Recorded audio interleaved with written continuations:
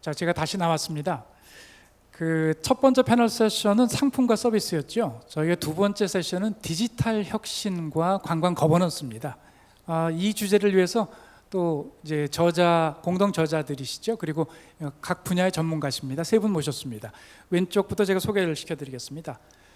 우리 트래블테크의 새로운 패러다임을 불러일으키고 계십니다. 야놀자 테크놀로지의 이준용 대표 나오셨습니다. 박수로 맞아주시기 바랍니다.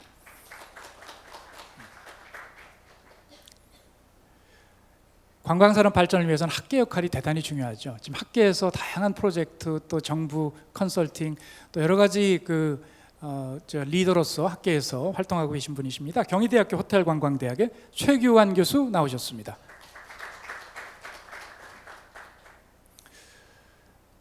관광산업에서 그동안 없었던 역할을 많이 하는 곳입니다. 그동안 그 관광산업에 대해서 이해를 하기 위해서 그 지표도 개발하시고 또 사업자들을 위한 정보도 많이 마련해 주시고 또 새로운 리포트도 만들어서 관심을 많이 갖고 있는 연구원입니다. 야놀자 리서치의 박성식 대표 나오셨습니다. 자, 첫 번째 주제가 디지털 전환 또 디지털 혁신이기 때문에 우리나라는 이제 디지털 관련해서는 자타가 공인하는 강국이고 또 저희도 여러 가지 소프트웨어를 편리하게 쓰고 있지 않습니까? 그럼 저는 이제 외국인 관광객 입장에서는 어떨까 하는 좀 궁금증이 생겼어요. 그래서 첫 번째 질문을 제가 최규환 교수께 드리겠습니다. 그럼 외국인 관광객은 우리의 그 디지털 환경에서 편리한 활용을 하고 있는지 좀 궁금합니다. 예, 저희 나라는 이제 자타가 공인하는 IT 강국입니다. 근데 실제로 이제 여러분은 외국인이 아니시지만 외국인이 한국을 방문했을 때 많은 그 불편함을 가지면서 여행하는 경우가 많습니다. 특히나 이제 언어, 그다음에 우리가 서비스를 이용할 때 본인 인증, 결제 이런 이유들로 여러 디지털 서비스 이용하는데 불편한 점이 있습니다. 뭐 몇 가지 예를 들면 특히 뭐 언어적인 거겠죠. 그래서 한글, 영어, 한자 표기법이 각기 다 다른 경우가 많습니다. 예를 들면 우리 외국인들이 많이 방문하는 그 롯데 월드타워는 우리말로는 롯데 월드타워라고 하지만 중국어로는 락천 세계탑이라고 합니다. 그래서 실제로 잘 못 찾는 경우도 발생하게 됩니다. 이럴 경우 이제 외국인이 우리나라 지도 어플이나 그 표지판만 보고 원하는 목적지를 찾아가기가 좀 어려운 상황인 거죠. 그리고 저희 나라 또 아시겠지만 구글 지도 그 도보 안내가 되지 않습니다. 그래서 실제로 길거리를 헤매는 그런 외국인 관광객들이 꽤 많죠. 그리고 또 서비스를 이용할 때 외국인들은 우리 국내 휴대전화번호, 공인인증서 사용이 불가합니다. 그렇기 때문에 우리 배달을 한번 경험해 보고 싶은 사람들이 많은데 이런 배달 앱이나 택시 앱, 그다음에 웨이팅 앱 같은 경우를 이 본인 인증 과정에 막혀서 가입조차 불가피한 경우가 있습니다. 그리고 또 우리나라 대다수 온라인 서비스는 국내 발급 카드로만 결제가 됩니다. 그래서 이런 제약들을 우리나라의 우수한 디지털 서비스들이 해외로 퍼지지 못하고 결국 우리나라에만 고립되는 이런 갈라파고스 현상들이 심해지고 있습니다. 물론 이제 우리 옆에 박성식 대표님이 또 조금 긍정적인 거로 설명하겠지만 여전히 여행에 있어서 좀 불편한 점들이 있다. 이걸 좀 디지털 기술로 극복해야 된다는 생각이 듭니다. 해답은 간단합니다. 이런 것들을 만들고 관광객을 유치하겠다고 하는 민간이나 정책 담당자들이 한번 관광객의 입장에서 이런 것들을 살펴본다면 뭐 우리나라의 기술로 금방 해결할 수 있지 않을까 하는 이런 생각이 듭니다. 사실 제가 오늘 아침에 그 숙소에서 이 호텔을 오기 위해서 택시를 잡으려고 카카오 택시를 켰습니다. 제 핸드폰이 미국에서 산 갤럭시인데요. 연결을 안 시켜주더라고요. 왜 안 시켜주냐면 외국에서 그게 거래하는 것처럼 이렇게 거의 정보가 가는 모양이에요. 그러니까 기본적으로 핸드폰 자체 내가 국내 통신사를 쓰고 있거든요. 그럼에도 불구하고 외국 통신사를 쓰고 있어서 연결을 못 시켜주겠다 이렇게 나오더라고요. 그래서 제가 한 20분 동안 택시를 못 잡아서 아주 혼란스러웠던 지금 경험이 바로 지금 오늘 아침이었습니다. 상당히 외국인 입장에서는 곤혹스러운 그런 경험이기 때문에요. 사실은 빠른 해결이 필요한 부분 아닐까 싶고요. 같은 질문을 제가 박성식 대표께도 여쭙겠습니다. 네, 최기환 교수님께서 방금 말씀을 많이 주셨는데요. 근데 그런 여러 가지 어려움들에 대해서는 현재 디지털 기술들을 통해서 이런 제약들을 많이 해결해 나가고 있는 상황입니다. 실제로 최근에 주변에 많이 보셨을 텐데 외국인들이 편리하게 결제 이용하실 수 있는 페이팔이나 알리페이 서비스에 가입하고 있는 가맹점들이 점차 늘어나고 있습니다. 실제로 티머니와 클룩 같은 경우도 외국인들의 국내 여행을 좀 더 편하게 할 수 있도록 대중교통 이용을 지원하기 위한 고속버스 예약 서비스와 시스템을 구축을 진행을 하고 있고요. 그리고 실제 이제 식당 웨이팅 서비스 같은 경우도 대부분 한국인 분들은 휴대전화 번호로 인증을 하시지만 이제 이메일로 인증을 해서 국내 줄서기 웨이팅 서비스를 이용할 수 있는 서비스도 실제 나오고 있습니다. 근데 이제 그보다 이제 근본적으로 더 해결해야 될 부분은 사실 정부와 민간이 힘을 합쳐서 이제 디지털 서비스를 외국인들이 디지털 서비스를 경험할 수 있도록 만들어 드려야 되는데요. 앞서 이제 원장님께서 잠깐 말씀을 하셨지만 외국인들이 한국에 왔을 때 겪게 되는 여러 가지 병목 현상들, 예를 들어 본인 인증, 아니면 결제 어려움 이런 부분들을 해결할 수 있는 게이트웨이 서비스를 제안을 드릴 수 있을 것 같고요. 이런 게이트웨이 서비스를 통해서 한국에 있는 많은 로컬 서비스들을 외국인들한테 좀 더 쉽게 다가갈 수 있도록 할 수 있는 기회가 열릴 거라고 생각을 합니다. 게이트웨이 앱 하나로 다 해결할 수 있으면 너무 좋을 것 같죠? 네, 좋은 아주 솔루션이고요. 같이 노력해야 될 상황이라는 생각이 듭니다.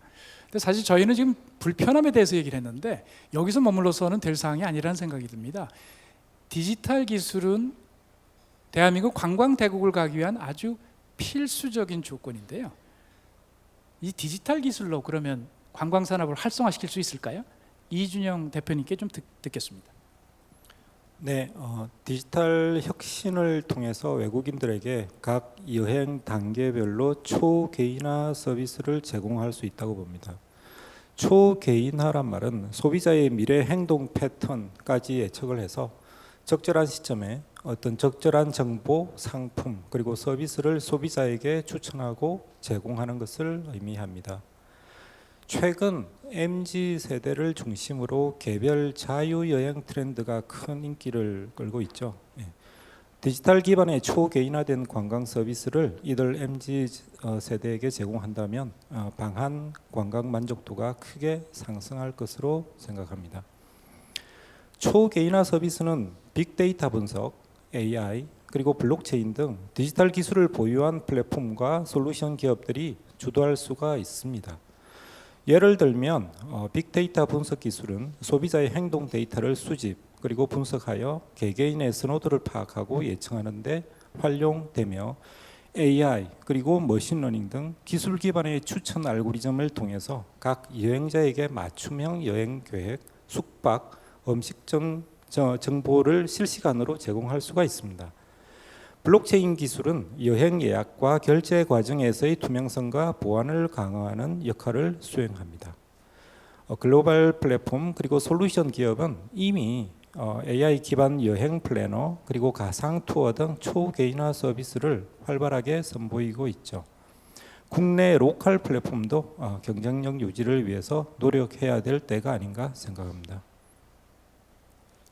초개인화 서비스가 우리가 요새 많이 듣고 있는 AI, 머신러닝으로 가능하다. 그걸 통해서 인바운드 관광 활성화시킬 수 있다. 이렇게 말씀해 주셨습니다.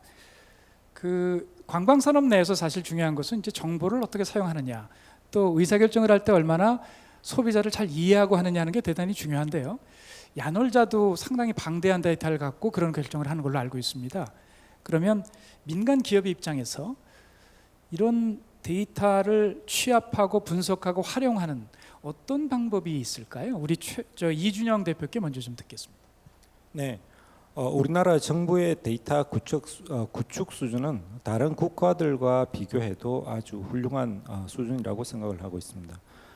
그러나 고객별 그리고 국가별, 지역별 소비 유형이라든지 행동 데이터 등 인바운드 관광 이해 관계자들이 사업을 위해서 활용할 수 있는 데이터 수집은 아직 아주 초기 단계라고 이제 봅니다. 인바운드 관광에 대한 정보는 외래 관광객에 대한 정보여서 국내 관광객 정보에 비해서는 수집하기가 어려운 것이 현실이죠.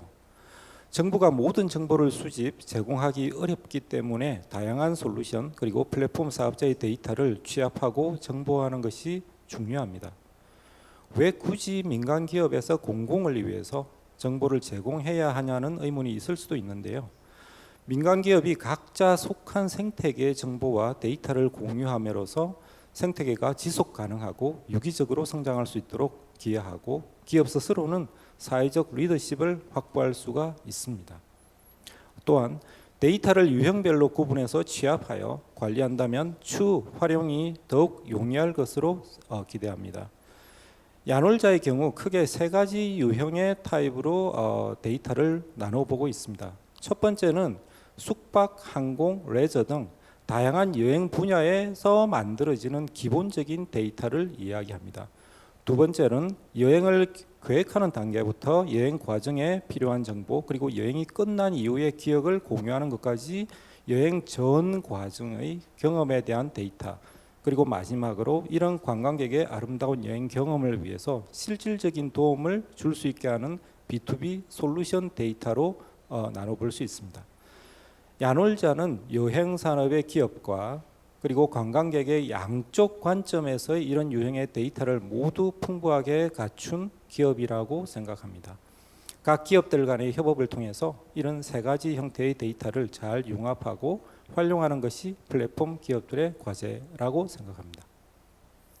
데이터를 잘 수집하고 활용하기 위해서도 일단은 잘 구분하는 게 중요하겠네요. 그리고 구분하는 것을 잘 융합하는 것도 중요한데 좀 더 크게 보면 민간 차원뿐만 아니라 이 정부 차원하고의 잘 협업을 통해서 이거를 전체 큰 그림을 엮어내는 것, 이게 굉장히 중요한 사항이라고 서두에 말씀을 해주셨습니다.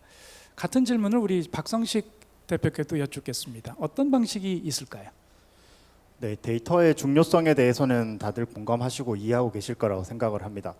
네, 실제로 이제 데이터 확보에 앞서서 먼저 고민해야 되는 부분이 초기부터 어떻게 데이터를 활용하고 운영할지, 그리고 더 확장해 나갈지에 대한 청사진을 잘 그리는 것입니다. 실제로 여러 서비스들을 보시면 이미 각 서비스들은 굉장히 일반화되어 가고 있거나 아니면 특수한 분야에서 더욱더 특장점을 강조하는 서비스로 계속 고도화되고 진화하고 있습니다. 실제로 결제, 지도, 단순 중개 서비스는 이미 대중화가 되었고요. 숙박과 같은 특정 카테고리에 있는 버티컬 서비스들은 더 세분화되고 고도화되어 가고 있습니다. 그러나 이제 어떤 서비스든 이런 한국에서 개인정보 데이터 규제 환경을 벗어나서 논할 수는 없는데요.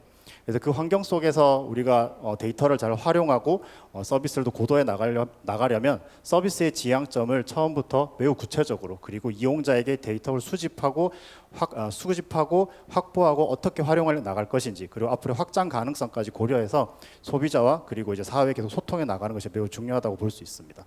정리하면 초기에 데이터를 어떻게 확보할 것인가에 대한 로드맵을 잘 그리는 것이 매우 중요하다고 생각됩니다. 데이터 자체는 구해진 걸 분석하는 것이 아니고 우리가 어떻게 쓸지를 미리 기획하고 청사진을 가지고 해야 된다, 이런 말씀이죠. 정말 큰 그림을 갖고 시작해야 될 것 같습니다. 고맙습니다.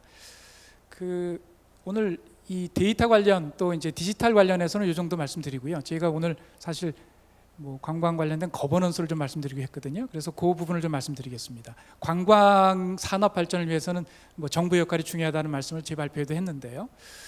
그러면 과연 합리적인 또 가장 이상적인 관광의 거버넌스는 도대체 어떤 형태가 될까요? 먼저 박성식 대표께 의견 여쭙겠습니다. 네, 저희 관광 산업의 목표는 결국엔 사회 후생의 제고도 있는 만큼 아마 관광 산업에 대한 거버넌스는 공공성에 기반을 두고 판단을 해야 될 것 같습니다.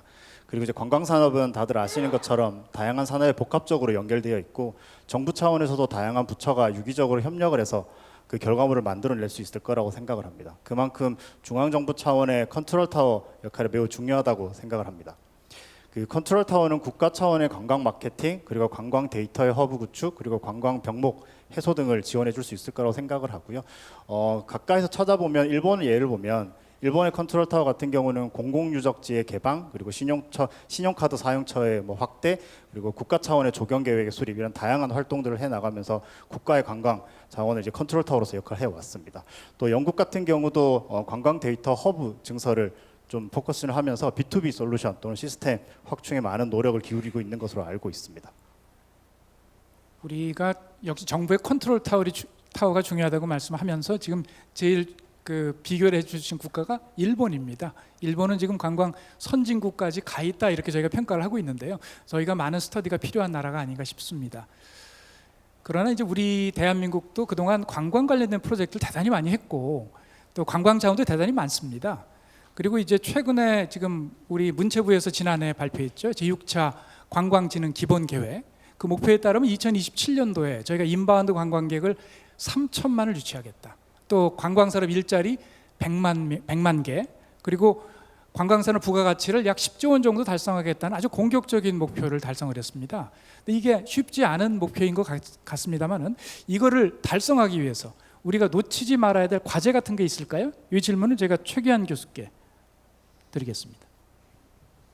네, 뭐 저희가 항상 목표는 저희가 달성하지 못할 만큼 크게 잡아왔죠. 근데 또 그렇다고 해서 목표를 달성하지 못했다고 말하기도 어렵습니다. 대한민국은 충분한 그 관광 역량과 정책 역량이 있다고 생각합니다. 그렇게 하기 위해서 딱 한마디로 얘기하면은 사실 지역 관광 활성화와 그 지역 관광 활성화의 주체가 되는 그 DMO의 역할입니다. 앞에 패널 분들도 지적을 해주셨지만 우리나라는 지금 관광객들이 너무 서울에 편중되는 현상을 보이고 있습니다. 약 76% 정도가 서울 수도권을 방문하는 거죠. 그래서 이를 해소하기 위해선 결국 지역으로 사람들을 보내야 되는데 이런 지역의 관광 자원을 어떻게 만들고 상품을 개발하고 그 지역을 활성화시키는 것만이 저는 정부가 말하는 2027년 3천만 인바운드 관광객 목표를 달성할 수 있다고 생각합니다. 그리고 이제 이런 지역 분산을 유도하기 위해서 지역에 분명한 관광의 공공의 주체가 있어야 되는데 그것이 DMO라고 생각합니다. 그래서 지역 관광 부흥을 위해서 2020년 한국형 DMO, 즉 지역 관광 관리 조직이 출범하였습니다. 이 DMO가 어떻게 보면 지속 가능한 구조를 만들어서 이 DMO와 민간과 정부가 서로 협업의 관계를 만들어야 됩니다. 그러나 일본과는 조금 달리 저희 나라의 DMO가 해야 될 RNR이 조금 불명확하고 동시에 관광 인력 전문 인력을 확보하는데도 좀 한계가 있습니다. 그래서 추가적으로는 이런 DMO가 재정적 자리까지 갖추어서 중앙정부 차원의 장기적인 지원 아래 DMO를 활성화시키고 지역관광 자원을 개발하고 마케팅하는 그런 활동들이 일어나야 되지 않을까 하는 생각이 됩니다. 이런 지역 주도형 관광이라 하더라도 여전히 중앙정부의 역할은 중요합니다. 예를 들어서 그 중앙정부 자체가 이 DMO를 전체적으로 아울러서 그것을 목표를 주고 또 선택과 집중을 해주는 이런 정책들이 마련되지 않으면 그 DMO 자체만으로는 하기가 어렵지 않을까 이렇게 생각이 듭니다. DMO를 실질적인 조직으로 만들어서 지역 관광을 활성화시켜서 이제 우리 목표를 달성하는 게 꼭 필요하다 말씀을 해주셨습니다. 그 사실은 이제 우리 그 국가 단위에서 그동안 관광 산업이 GDP에 얼마나 기여를 했는지라는 통계 같은 걸 보면 우리가 한 2.8% 정도다 이렇게 나와 있습니다. 근데 이게 어떤 정도 숫자냐면 OECD 평균이 약 10% 정도거든요. 그러니까 OECD 평균에 가장 못 미치는 꼴찌의 나라가 되어 있습니다. OECD에서. 근데 이제 일부 학자들은 지적을 하는 것이 우리나라의 관광 산업을 측정하는 방법 자체가 너무 협소하게 되어 있어서 그렇다. 그렇다면 우리가 제대로 된 어떤 경제적 가치를 측정하려면 어떤 걸 고려해야 될지 먼저 이준영 대표께 듣겠습니다. 네, 관광 산업의 경제적 가치를 제대로 측정하기 위해서는 산업의 범위를 재정립할 필요가 있다고 봅니다. 유엔 세계 건강 기구에서 지정한 관광업 세부 시장은 총 10개인 반면에 국내 관광진흥법은 식음료업 그리고 여행 관련 산업 등이 제외되어서 7개 업종밖에 포함을 하고 있지 않습니다. 식음료법, 음료업 그리고 여객 관련업뿐만 아니고 관광 솔루션 및 기술 산업들도 관광 산업의 새로운 섹터로 포함이 되어야 한다고 봅니다. 관광 산업의 범위가 협소하게 정의가 되면 관광 산업의 실질적인 가치가 평가절하가 되죠. 그러므로 인해서 잠재력을 인식하지 못하게 됩니다. 더 나아가서는 새롭게 정립한 관광산업의 범위를 토대로 외래 관광객이 국내 기업과 그리고 지역 경제에 기여하는 정도를 측정할 수 있는 방법을 개발해야 된다고 봅니다. 예를 들면 외국인이 한국에서 외국 리조트에 묵고 그리고 수입품을 구매하는 경우는 국내 경제에는 큰 도움이 되지 않죠. 하지만 지역 숙소와 그리고 국산품을 구매하는 경우는 도움이 됩니다. 이 두 경우를 구분해서 관찰할 수 있도록 하는 기준이 필요하다고 봅니다. 같은 질문 박성식 대표께도 여쭙겠습니다. 어떻게 측정해야 될까요?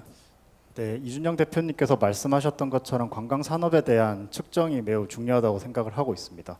그래서 이제 관광 GDP 산정을 저희가 한번 보고 싶은데요. 이제 관광 GDP 산정을 하는 현황을 보면 해외에서 벌어들이는 수입이 현재는 빠져 있습니다.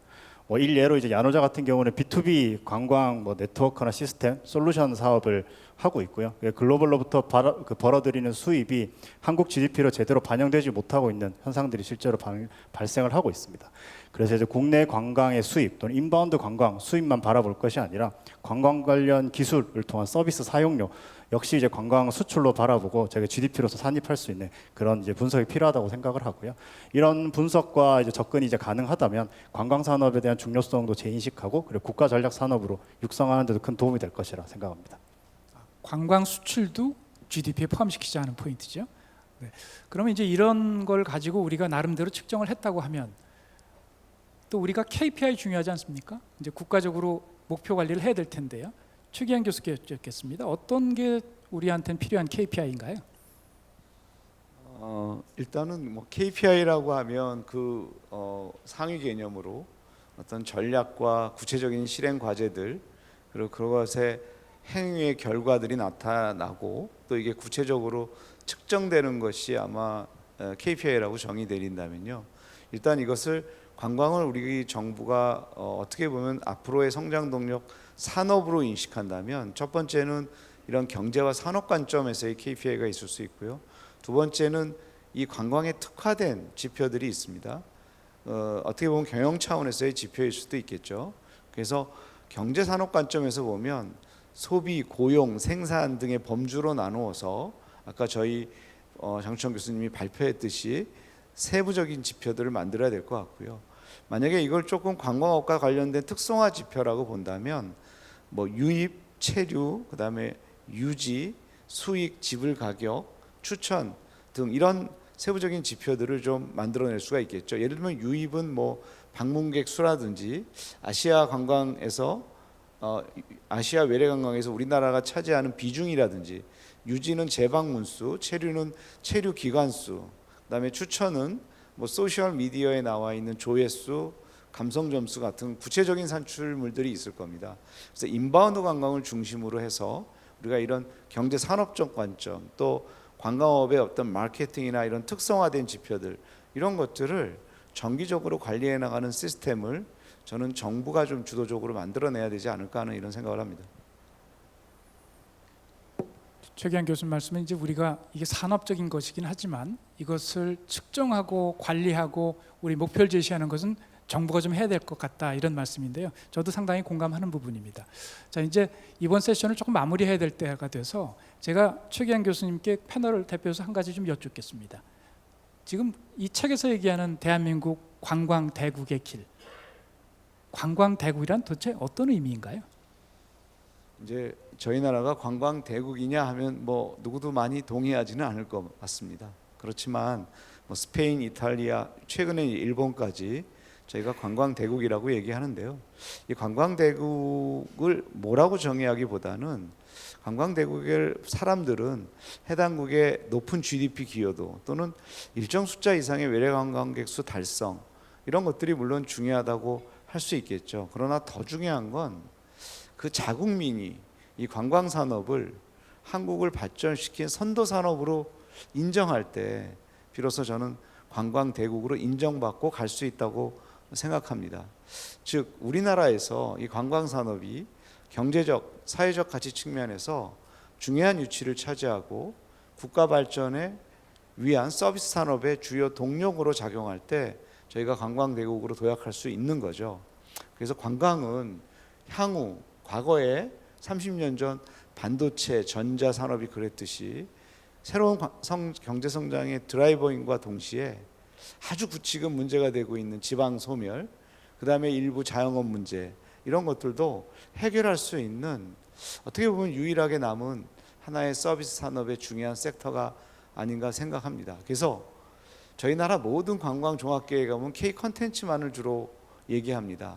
그렇지만 그 K 컨텐츠를 벗어나서 한국만의 독특한 관광 상품, 관광지 개발, 서비스 개발, 그다음에 혁신적인 관광 인프라 마련, 그다음에 디지털 기술의 도입, 그다음에 장기적이고 지속 가능한 그런 관광 거버넌스 체계가 마련됐을 때, 그때 우리가 이게 비로소 관광 대국이 되는 것이 아닌가 하는 것을 제가 학회를 대표해서 말씀드리고 싶습니다. 오늘 저희가 관광 대국을 같이 만들어 보자는 목적으로 여기 모였습니다. 근데 이번 패널 세션을 하면서 또 앞에 패널 세션을 통해서 제가 깨달은 것은 더욱더 우리 인바운드 관광은 우리 대한민국의 핵심 산업이 돼야만 되겠구나 하는 당위성 같은 거를 더 느끼게 됩니다. 우리가 갖고 있는 근본적인 여러 가지 문제, 인구 문제, 지방 소멸 문제 많지 않습니까? 이거를 근본적으로 해결할 수 있는 산업이 도대체 어떤 것이 있을까 생각해 보면 이 인바운드 관광만큼 효과적인 게 없을 것 같다는 생각이 들고요. 이거를 위해서 많은 분들한테 깨달음을 얻게 해주는 그런 세션이었기를 기대합니다. 그리고 오늘 저희가 자세한 내용은 도서관에 많이 담아냈습니다. 앞으로도 관심 많이 가져주시기 바라고요. 저희가 다시 한번 만날 때는 저희가 제시한 Unlock Korea, 한국의 문을 활짝 열다, 이런 정책이 많이 실현이 돼서 우리가 관광대국에 성큼 다가가는 그 시기에 다시 뵐 것을 희망하면서 오늘 패널 세션을 모두 마치도록 하겠습니다. 감사합니다.